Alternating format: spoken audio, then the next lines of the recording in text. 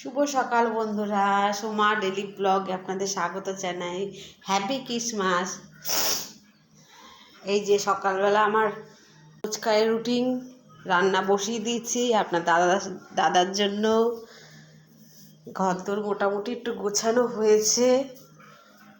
শীতকালে না সকালটা এই দেখুন, আমি দোতলায় আছি, নাজারাটা কি সুন্দর, এই যে কি ভালো লাগছে শীতকালে। আপনার আবার গিয়ে আপনাদের সঙ্গে কি বিচ্ছিরি খেতে, কিন্তু কিছু করার নেই, এত সুগার আমার।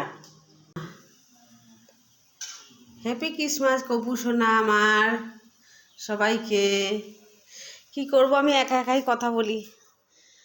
গাইস, আবার একটু আমার নার্সারিতে নিয়ে আসলাম আপনাদের। অনেক ফুল ফুটেছে, এই যে